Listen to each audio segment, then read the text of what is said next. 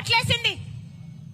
5 సంవత్సరాలు అధికారంలో ఉండి ఒక్కసారైనా ప్రత్యేక హోదా గురించి మాట్లాడారా?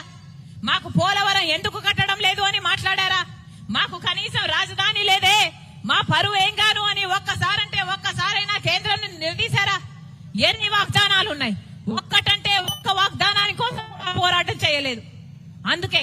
అందుకే రాజశేఖర రెడ్డి బిడ్డ మళ్ళీ రాజశేఖర రెడ్డి గారు ప్రేమించిన ఆంధ్ర రాష్ట్రంలో అడుగు పెట్టింది. నా గుండెలో నిజాయితీ ఉంది, నా పుట్టింటికి మేలు చెయ్యాలి అన్న తపన నాలో ఉంది. అందుకే ఆంధ్ర రాష్ట్రాలలో అడుగుపెట్టింది రాజశేఖర రెడ్డి బిడ్డ.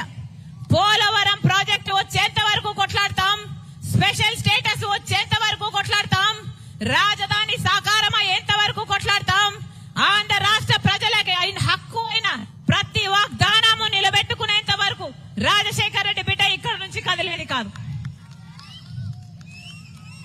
మళ్ళీ చెప్తున్నాం ఆంధ్ర రాష్ట్ర ప్రజలకు, మళ్ళీ హెచ్చరిస్తున్నాం ఆంధ్ర రాష్ట్ర ప్రజలను. ఇదే బీజేపీ పార్టీతో ఒక్క వాగ్దానం కూడా మనకు నిలబెట్టుకోకపోయినా, ఒక్క రకంగా మనకు మేలు చేయకపోయినా, ఇటు జగనన్న గారు అటు తెలుగుదేశం చంద్రబాబు గారు ఇద్దరు పొత్తు పార్టీలు అయ్యాయి బీజేపీ పార్టీకి. ఈ 2 పార్టీలు తొత్తు పార్టీలు అయ్యాయి బీజేపీ పార్టీకి. అందుకే చెప్తున్నాం బీజేపీ పార్టీకి వేరే ఓటు అవసరం లేదు. వైసీపీకి వేసిన ప్రతి ఓటు బీజేపీకే పడుతుంది, తెలుగుదేశం పార్టీకి వేసిన ప్రతి ఓటు బీజేపీ ఖాతాలోనే పడుతుంది, జనసేనకు వేసిన ప్రతి ఓటు బీజేపీ ఖాతాలోనే పడుతుంది. వీళ్ళందరూ ఒకటే, మన కంటికి కనిపించవు కానీ వీళ్ళందరూ అక్రమ పొత్తులు పెట్టుకున్న వాళ్ళే.